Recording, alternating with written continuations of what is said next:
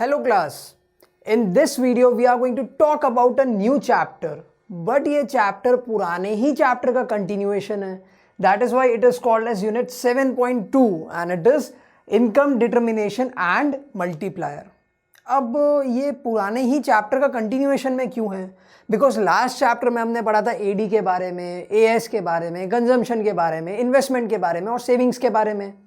हम उन्हीं टॉपिक्स को यूज करके ये वाला चैप्टर अब पढ़ने वाले हैं. तो let us start with the chapter and the main point is, the starting point is determination of equilibrium level. देखो, there was a person called as Keynesian और उसने कुछ थ्योरी दी थी जिसको हम इकोनॉमिक्स में बोलते हैं the Keynesian theory. According to the Keynesian theory, equilibrium condition is generally stated in terms of AD and AS.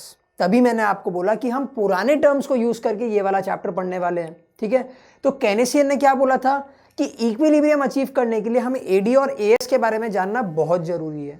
उन्होंने थ्योरी दी थी an economy is in equilibrium when AD is equal to AS during a given period of time. तो उनके हिसाब से, Keynesian के हिसाब से कोई भी इकोनॉमी इक्विलिब्रियम पे कब होगी?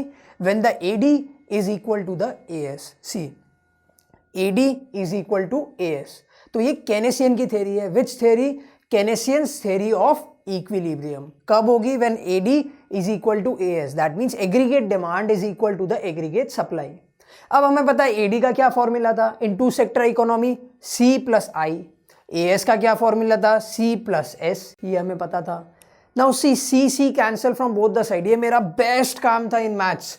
जहां जो जगह दिखे उसको काट दो. ठीक है, तो same thing I do it again. C plus I is equal to C plus S. C and C cancel from both the sides. LHS में से भी कैंसिल, RHS में से भी cancel, C and C cancel. तो क्या बचा? I is equal to S. So there is one more theory that is called as S is equal to I theory. तो केनेसियन ने दो थ्योरी दी थी. That means Keynesian's theory of equilibrium में there are two approaches. One is AD is equal to AS approach and second is S is equal to I approach. ठीक है? Now see, determination of equilibrium level में अभी हमने क्या पढ़ा?